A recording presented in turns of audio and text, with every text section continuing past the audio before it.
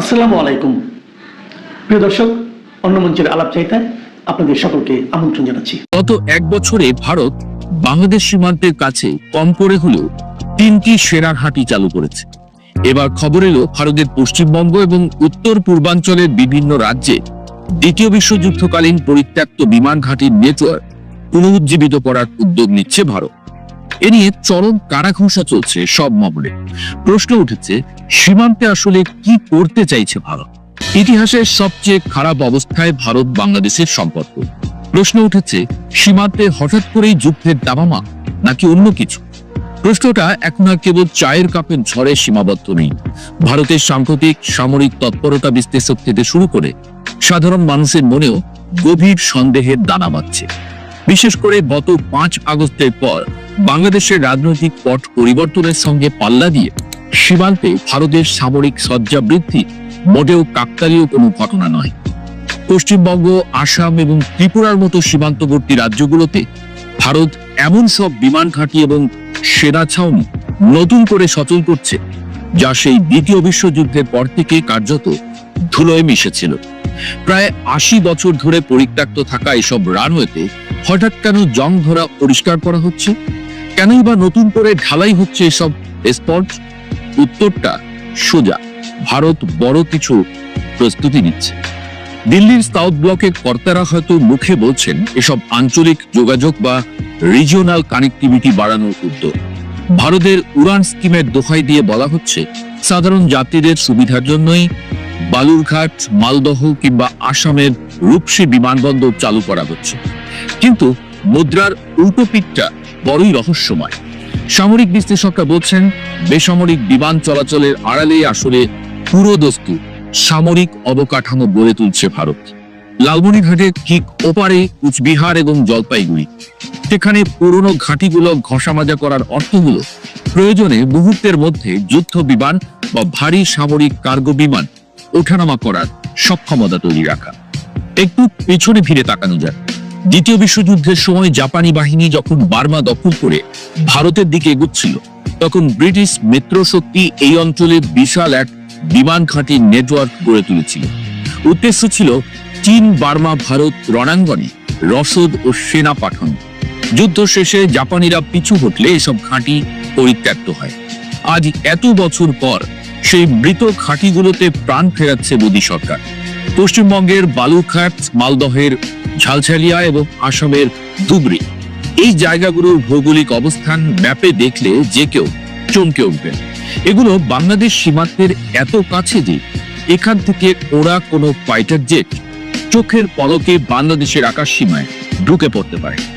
সবচেয়ে উদ্বেগের বিষয় হলো ভারতের চিকেন স্নেক বা শিলিগুড়ি করিডোরকে কেন্দ্র করে তাদের অতি সতর্কতা। ভারতের মূল ভূখণ্ডের সঙ্গে উত্তর পূর্বাঞ্চলের 7টি রাজ্য বা 7 সিস্টার্সকে সংযুক্ত করেছে মাত্র 20 থেকে 22 কিলোমিটারের চওড়া এই করিডোর। ভৌগোলিক ও কৌশলগতভাবে ভারত এই জায়গাটি নিয়ে সবসময় তটস্থ থাকে। এতদিন বাংলাদেশের সঙ্গে বন্ধুত্বপূর্ণ সম্পর্ক থাকায় ভারত কিছুটা নিশ্চিন্ত ছিল। কিন্তু এখন প্রেক্ষাপট ভিন্ন। ভারতের আশঙ্কা কোনো কারণে এই করিডোর বিচ্ছিন্ন হয়ে গেলে উত্তর পূর্ব ভারত পুরোপুরি হাতছাড়া হয়ে যাবে। আর এই আশঙ্কা থেকেই তারা চিকেন স্নেককে দুর্ভেদ্য দুর্গে পরিণত করার মিশনে নেমেছে বলে মত দিচ্ছেন সমর বিশ্লেষকরা। ভারতের আধ্যাত্মিক গুরু এবং প্রভাবশালী ব্যক্তিত্ব সদ্গুরু জাগি বাসু সেদিন বললে, এই সরু গলাটিকে বা চিকেন স্নেককে এলিফ্যান্ট নেক বা হাতির গলার মতো শক্তিশালী এবং প্রশস্ত করতে হবে। যা হোক, মাটির চিকেন স্নেককে তো আর টেনে লম্বা চওড়া করার উপায় নেই। তা করতে গেলে অবশ্যই দখল করতে হবে বাংলাদেশকে। এমন স্পষ্ট কথাবার্তা এখন সাধু সন্ন্যাসীদের গলা দিয়েও বের হওয়া শুরু করেছে। এখন প্রশ্ন হলো, ভারত কি সত্যিই বাংলাদেশে হামলার পরিকল্পনা করছে? আন্তর্জাতিক সম্পর্কের সমীকরণ বলে সরাসরি হামলা বা আগ্রাসন বর্তমান যুগে এত সহজ নয়। তবে ভারত যা করছে তাকে সামরিক পরিভাষায় বলা হয় ফোর্স প্রজেকশন বা শক্তির প্রদর্শন। এর মাধ্যমে তারা বাংলাদেশকে মূলত 3টি বার্তা দিতে চাইছে। প্রথমত, মানসিক চাপ সৃষ্টি করা। সীমান্তে হাজার হাজার সৈন্য, নতুন মিসাইল ব্যাটারি এবং যুদ্ধ বিমানের গর্জন শুনিয়ে তারা ঢাকাকে চাপে রাখতে চায়। দ্বিতীয়ত, ডিটারেন্স বা ভীতি প্রদর্শন। ভারত বোঝাতে চাইছে বাংলাদেশের মাটি ব্যবহার করে ভারতের উত্তর পূর্বাঞ্চলে কোনো বিচ্ছিন্নতাবাদী গোষ্ঠী যাতে মাথা চারা দিতে না পারে। এবং তৃতীয়ত, ভবিষ্যৎ যুদ্ধের মহড়া। আর এখানেই চলে আসে চীনের প্রসঙ্গ। ভারত আসলে কার ভয়ে এত প্রস্তুতি নিচ্ছে? কেবল কি বাংলাদেশ, নাকি বাংলাদেশের কাঁধের উপর দিয়ে উঁকি দেওয়া ড্রাগনের ভয়? লাদাখ ও অরুণাচলে চীনের সঙ্গে ভারতের সংঘাত নতুন কিছু নয়। ভারত মনে করে ভবিষ্যতে যদি চীনের সঙ্গে পুরোদস্তুর যুদ্ধ বাঁধে, তবে বেইজিং শিলিগুড়ি করিডোর বা চিকেন স্নেক কেটে দেওয়ার চিন্তা করবে। এতদিন ভারত ভেবেছিল এমন পরিস্থিতিতে তারা বাংলাদেশের ভূখণ্ড বা ট্রানজিট সুবিধা ব্যবহার করে তাদের সৈন্য এবং রসদ উত্তর পূর্বে পাঠাবে। কিন্তু 5 আগস্টের পরে ঢাকার সঙ্গে সম্পর্কের বড় জমাট মাথায় ভারত সেই ভরসা আর করতে পারছে না। তাদের আশঙ্কা, যুদ্ধের সময় বাংলাদেশ যদি নিরপেক্ষ থাকে বা চীনকে সমর্থন দেয়, তবে ভারতের উত্তর পূর্বাঞ্চল অরক্ষিত হয়ে পড়বে। তাই তারা বাংলাদেশের উপর নির্ভরতা কমিয়ে নিজেদের সীমানার ভেতরেই বিশাল এক সামরিক বলয় গড়ে তুলছে। গত 1 বছরে ভারত 3টি নতুন সেনা ঘাঁটি বা সামরিক স্থাপনা তৈরি করেছে। পশ্চিমবঙ্গের চোপড়া, বিহারের কিষানগঞ্জ এবং আসামের ধুবড়ী জেলার লাচিত বরফুকান এলাকা। এই 3টি পয়েন্টটি স্ট্র্যাটেজিক। চোপড়া ও কিষানগঞ্জ সরাসরি শিলিগুড়ি করিডোরের পাহারাদার, আর ধুবড়ী হলো আসামের প্রবেশদ্বার, যা বাংলাদেশের কুড়িগ্রাম সীমান্তের লাগোয়া। এই ঘাঁটিগুলোতে নতুন করে মিসাইল রেজিমেন্ট এবং সার্ভেলেন্স ড্রোন মোতায়েন করার খবরও বিভিন্ন প্রতিরক্ষা জার্নালে আসছে।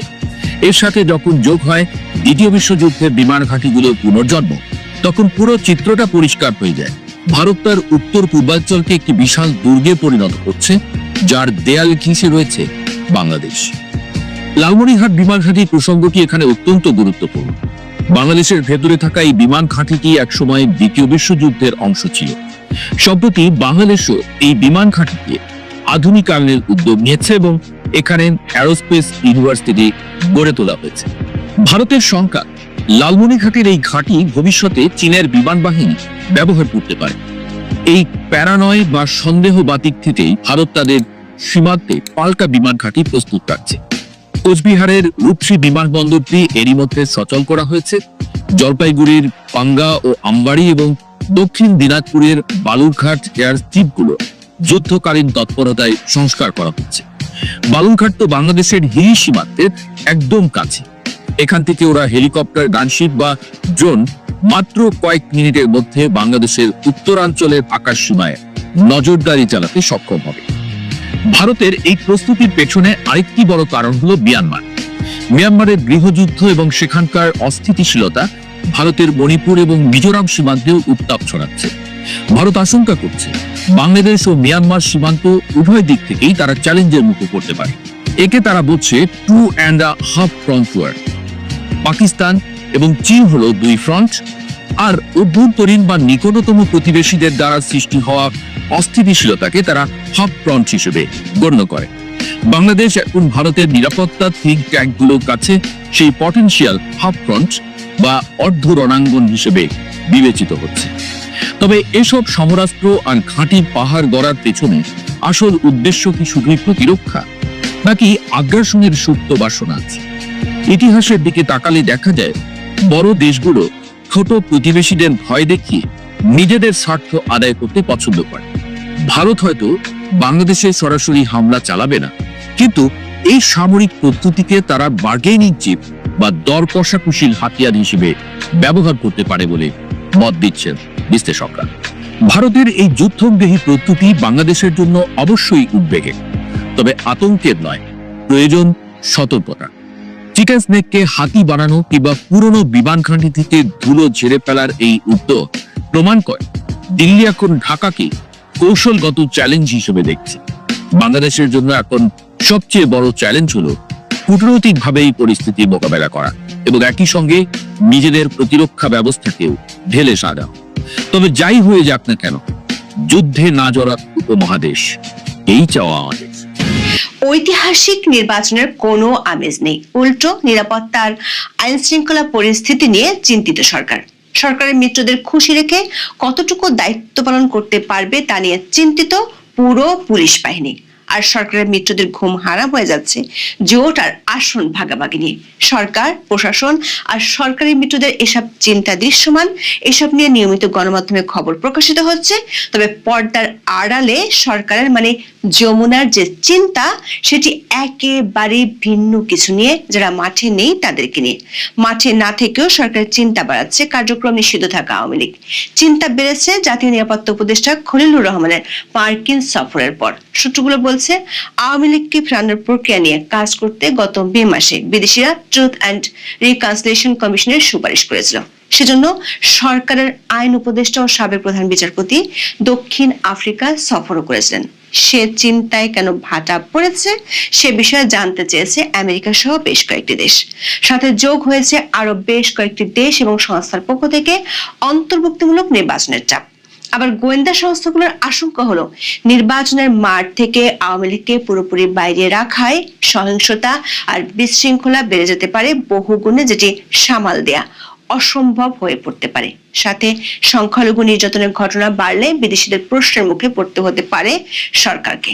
গোয়েন্দা সূত্রগুলো বলছে, নির্বাচনের বিরুদ্ধে আওয়ামী লীগের নেতা কর্মীরা 18 জানুয়ারির পর ব্যাপকভাবে সক্রিয় হতে পারে। এমন পরিস্থিতিতে দেশে ও বিদেশে নানা তরফ থেকে আওয়ামী লীগকে নিয়ে আসা নানামুখী চাপ নিয়ে এখন সরকারকে ভাবতে হচ্ছে।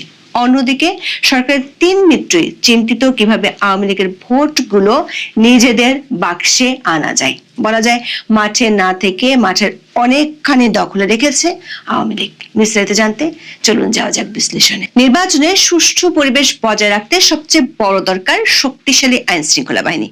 কিন্তু গণমাধ্যমের খবর হলো, ভোটকে ভয় পাচ্ছে পুলিশ। ভোটের দিন স্বাধীন ও চাপ মুক্তভাবে দায়িত্ব পালন করা যাবে কিনা তা নিয়ে বাহিনীর ভেতরে সৃষ্টি হয়েছে এক ধরনের ভীতি, শঙ্কা। পুলিশের শীর্ষ কর্মকর্তাদের আশঙ্কা, মাঠ পর্যায়ে রাজনৈতিক ও অন্যান্য চাপের কারণে নিরপেক্ষভাবে দায়িত্ব পালন বাধাগ্রস্ত হতে পারে। সে কারণে নির্বাচনের দিন আইন অনুযায়ী স্বাধীনভাবে দায়িত্ব পালনে সরকারের কাছ থেকে নিশ্চয়তা চায় পুলিশ। আবার প্রতিদিনই খুন আর সন্ত্রাসী ঘটনা ঘটছে, যা নিয়ে সুষ্ঠু ও শান্তিপূর্ণ ভোট নিয়ে জনমনে আছে আতঙ্ক।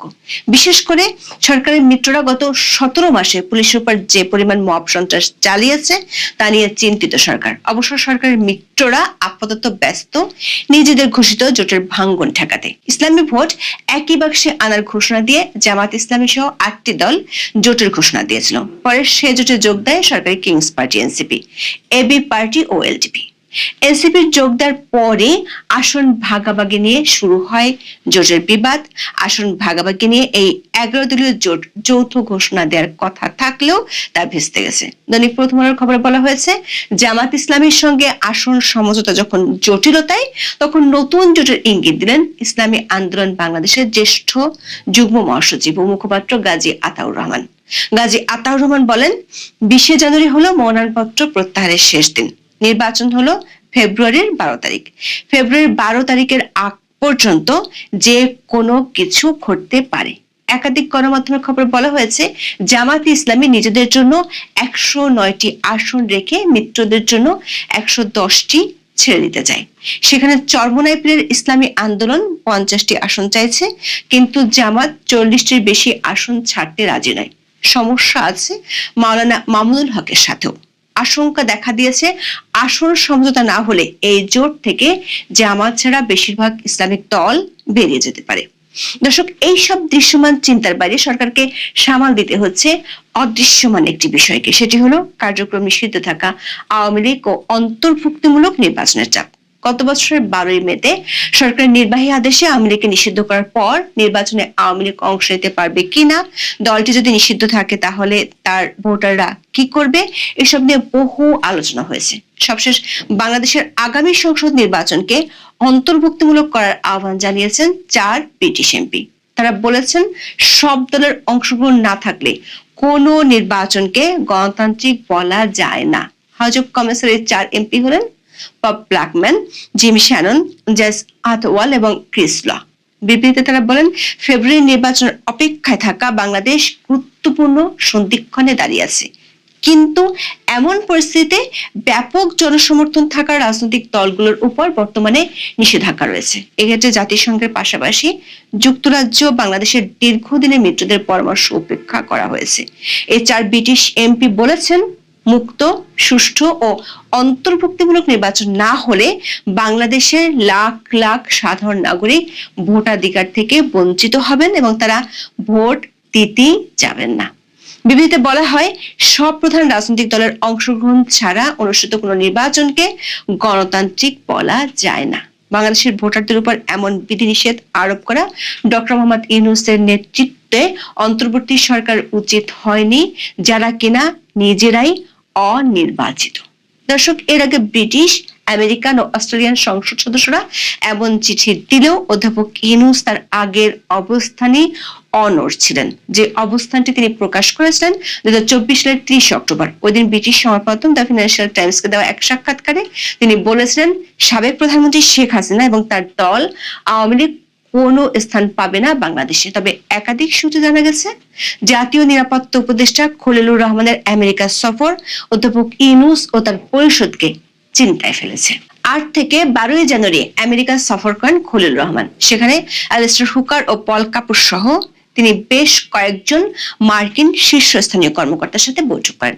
জানা গেছে, সেসব বৈঠকে মার্কিনীদের পক্ষ থেকে 7টি বিষয় বাংলাদেশের অন্তর্বর্তী সরকারের নজরে আনা হয়। সেই 7 বিষয়ের মধ্যে একটি হলো আওয়ামী লীগ ও সামনে নির্বাচন। জানা গেছে, ওই বৈঠকে ট্রুথ অ্যান্ড রিকনসিলিয়েশন কমিশন গঠনের বিষয়টি আলোচনায় উঠে আসে অন্তর্ভুক্তিমূলক নির্বাচনের বিষয়। খলিলুর রহমানের পক্ষ থেকে বিচার শেষ না হওয়া পর্যন্ত আওয়ামী লীগের কার্যক্রম নিষিদ্ধ থাকার বিষয়টি জানানো হলে মার্কিন কর্মকর্তা প্রত্যুত্তরে বাংলাদেশের 17টি জঙ্গি সংগঠনের সদস্যদের কেন গ্রেপ্তার করা হচ্ছে না সে বিষয়ে জানতে চাওয়া হয়।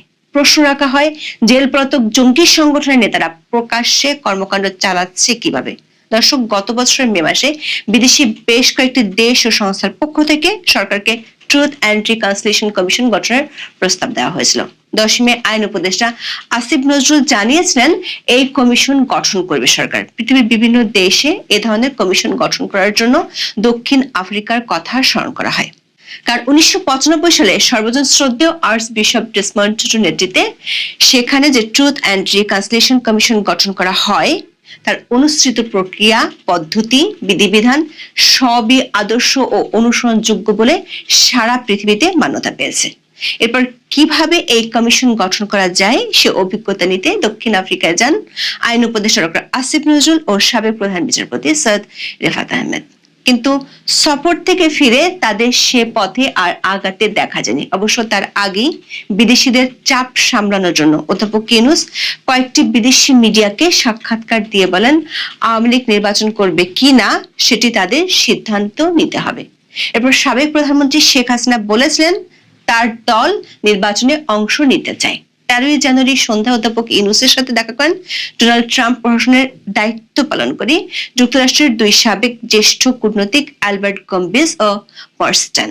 তারা আওয়ামী লীগের উপর নিষেধাজ্ঞা তুলে নেওয়া এবং ট্রুথ অ্যান্ড রিকনসিলিয়েশন কমিশনের বিষয়ে জিজ্ঞাসা করেন। অধ্যাপক ইউনূস অবশ্য বলেছেন, এই কমিশন করা যেতে পারে, তবে এখন নয়। এটি না করার দায়ভার তিনি চাপিয়েছেন আওয়ামী লীগের উপর, কারণ আওয়ামী লীগ এখনো ক্ষমা চায়নি। সূত্রগুলো বলছে, খলিলুর রহমানের সাথে বৈঠকে মার্কিন কর্মকর্তারা অন্তর্বর্তী সরকারের কার্যক্রমে ব্যাপক অসন্তুষ্টির কথা জানিয়েছেন। বিশেষ করে সরকার সমর্থকদের মব সন্ত্রাসের কারণে আইন শৃঙ্খলা পরিস্থিতির অবনতির জন্য সরকারকে পরোক্ষভাবে দায়ী করা হয়। সাথে সংখ্যালঘু নির্যাতনের বিষয়টিও আলোচনায় উঠে আসে। এমন পরিস্থিতিতে বাংলাদেশের নির্বাচনের গ্রহণযোগ্যতা বিরাট প্রশ্নের মুখে পড়তে পারে বলে জানান মার্কিন কর্মকর্তারা। খলিলুর রহমানের ওই সফরের পর থেকে অধ্যাপক ইউনূস ও তার পরিষদের চিন্তা অনেকখানি বেড়েছে। বিশেষ করে বাংলাদেশের অভ্যন্তরীণ রাজনীতিতে বিদেশি কূটনীতিকদের যে টুইস্টেড গ্রুপ, সেটির কর্তৃত্ব অনেকখানি ব্রিটিশ ও মার্কিনীদের হাতে। আবার ভারতের পক্ষ থেকেও অনেক দিন ধরে অন্তর্ভুক্তিমূলক নির্বাচনের কথা বলা হচ্ছে। ফলে শেষ পর্যন্ত ঐতিহাসিক নির্বাচন নিয়ে বিদেশিদের সমর্থন যদি পাওয়া না যায়, সেটি নোবেল বিজয়ী ইউনূসের জন্য একটা বড় ধাক্কা। এমন চিন্তার সাথে যোগ হয়েছে গোয়েন্দাদের আশঙ্কা। গোয়েন্দা রিপোর্টগুলো বলছে, কার্যক্রম নিষিদ্ধ থাকা আওয়ামী লীগ 18 জানুয়ারির পর থেকে মাঠে নামতে পারে। বিশেষ করে আগের মতো জটিকা মিছিল শুরু করলে জনমনে ভোট নিয়ে শঙ্কা আরো বাড়তে পারে।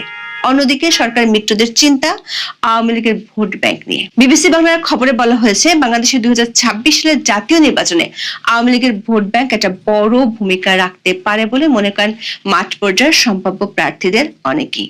দল হিসেবে আওয়ামী লীগ নির্বাচনের বাইরে থাকার সম্ভাবনায় নৌকার সমর্থক ভোটারদের আকৃষ্ট করতে বিভিন্ন দলের মাঠ পর্যায়ের জোর তৎপরতা দৃশ্যমান হচ্ছে। যেন স্থানীয় পর্যায়ে নৌকার সমর্থকদের নিরাপত্তার আশ্বাস, মামলা, হামলা ও হয়রানি থেকে রক্ষার ও নানা রকম প্রতিশ্রুতি দেওয়া হচ্ছে। রাজনৈতিক কার্যক্রম নিষিদ্ধ করায় আওয়ামী লীগের পক্ষে নির্বাচনে অংশ নেওয়া অনিশ্চিত হয়ে পড়েছে। ফলে দলটির ভোটারদের সমর্থন আদায়ে নানা কৌশল ও তৎপরতা দেখা যাচ্ছে প্রধান রাজনৈতিক দলগুলোর মাঠ পর্যায়ের প্রার্থীদের। এরই মধ্যে আওয়ামী লীগকে নিয়ে জামাত ও বিএনপি নেতাদের বক্তব্য সামাজিক যোগাযোগ মাধ্যমে আলোচনায় এসেছে। দর্শক, যমুনা ও তার মিত্রদের এমন নানামুখী চিন্তা ও চিন্তার পরিধি সামনের দিনগুলোতে আরো বাড়বে এমন আভাসই দিচ্ছে একাধিক সূত্র। এখন দেখা যাক ম্যাজিক ম্যান ইউনূস কিভাবে এসব চাপ সামাল দেন। এখন এ পর্যন্ত সবাই ভালো থাকুন, সুস্থ থাকুন, নিরাপদে থাকুন। দেখা হবে আগামী পর্বে।